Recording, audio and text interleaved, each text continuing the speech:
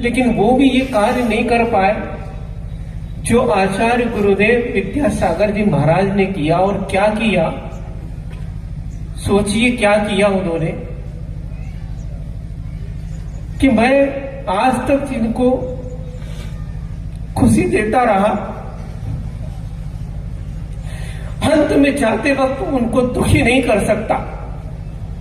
ये भाव जब उनके मन में थे तो उन्होंने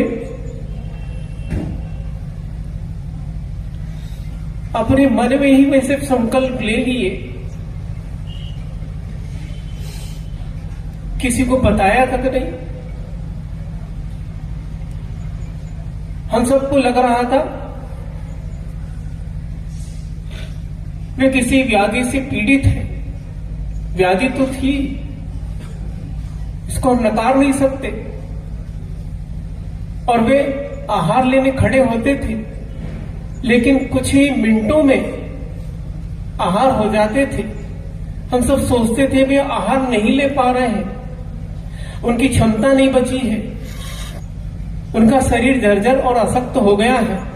बंधु ये तो हमारी दृष्टि में आया था, लेकिन उन्होंने अपनी तैयारी कर ली थी और वो प्रति समय उस भक्त प्रत्याख्यान को अपने जीवन में, जिसका आगम में वर्णन आया है, विधि पूर्वक निर्दोष रीति से, जो आज तक कोई नहीं कर पाया, उसको आचार्य गुरुदेव ने अपने जीवन में किया।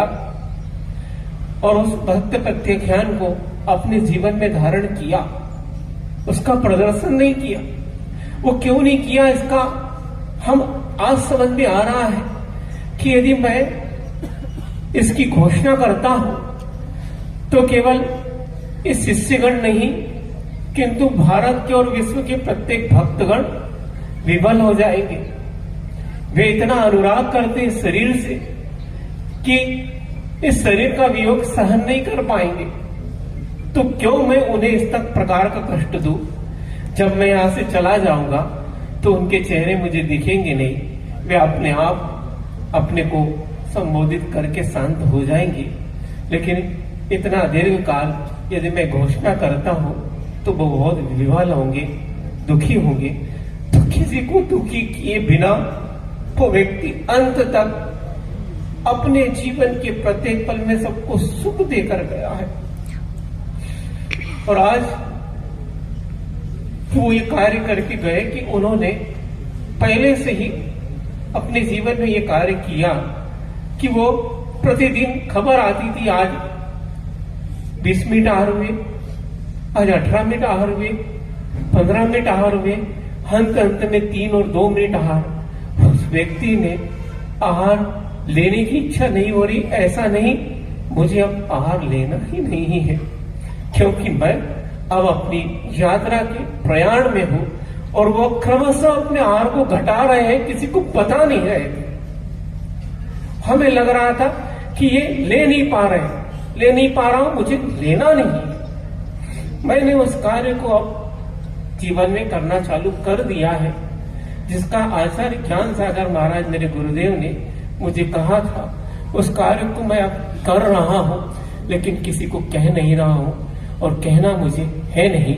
लेकिन उस बीच पूज्य निर्यापक श्रवण योग सागर महाराज जी का आना हुआ, और एक दिन उन्होंने अकेले में उन्हें ये संकेत दिए, मैं अब पहले से ये कार्य कर रहा था कि क्रमशः अपना आहार घटाते हुए भक्त प्रत्याख्यान मैंने अपना लिया है, इसका आगम में वर्णन मिलता है। और इस चारित्र की अंतिम सीढ़ियों पे चढ़ रहा हूं।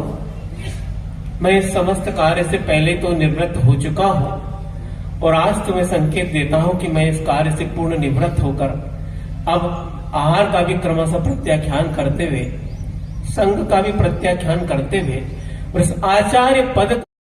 जय जिनेंद्र दोस्तों, आचार्य श्री की देश विधि की यात्रा 21